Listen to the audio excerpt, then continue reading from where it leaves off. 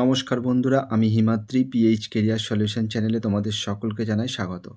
রাজ্যে আবারও নতুন করে প্যারালিগাল ভলেন্টিয়ার পোস্টে নিয়োগের বিজ্ঞপ্তি প্রকাশ হয়েছে। এবারে তোমাদের কোনো রকম আবেদন করতে হবে না, সরাসরি ইন্টারভিউয়ের দিন নির্দিষ্ট স্থানে তোমাদের পৌঁছে যেতে হবে।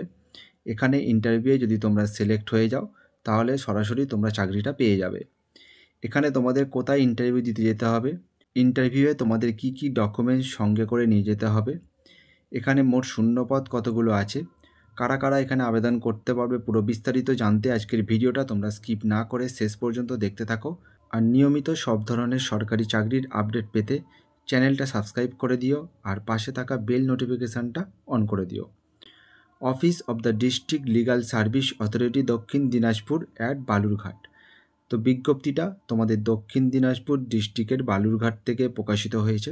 বিজ্ঞপ্তিতে বলা হয়েছে, সকল দক্ষিণ দিনাজপুর জেলার সমস্ত ব্লকের জনসাধারণকে জানানো যাচ্ছে যে আগামী 4 জুন 2024 তারিখে জেলা আইনি পরিষেবা কর্তৃপক্ষের অফিসে 2 জন মহিলা গঙ্গারামপুর মহকুমা অধীনে কাজের জন্য 500 আইনি সহায়িকা রূপে নিয়োগ করা হবে।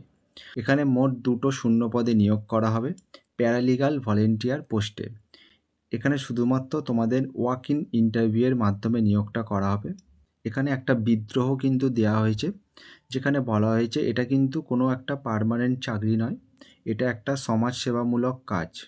সপ্তাহে 1 দিন থেকে 3 দিনের কাজ থাকতে পারে, অথবা তার কম বা তার বেশিও থাকতে পারে।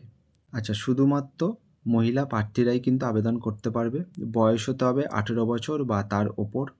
18 বছরের নিচে হলে তোমরা আবেদন করতে পারবে না।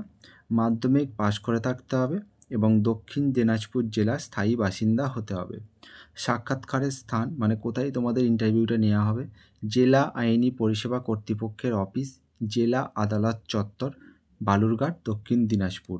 এখানে তোমাদের ইন্টারভিউটা নেওয়া হবে 4 জুন 2024। এখানে এটা সোমবার দেওয়া আছে, কিন্তু 4 তারিখ মঙ্গলবার। সময় সকাল 11টার মধ্যে তোমাদের ওখানে পৌঁছে যেতে হবে।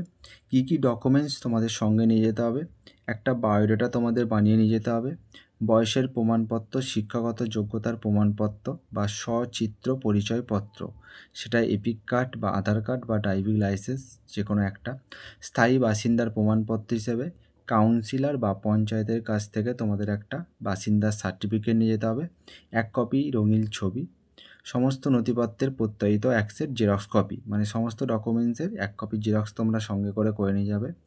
এখানে তোমরা যেদিন কাজ হবে সেদিন তোমরা 500 টাকা পাবে।